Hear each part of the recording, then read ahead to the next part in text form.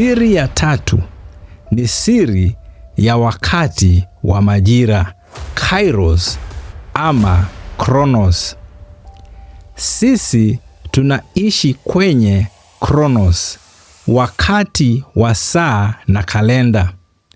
Lakini majibu hutoka kwenye Kairos, wakati uliokusudiwa wa Mungu. Siri iko hapa. Wakati mwingine jibu ni bado.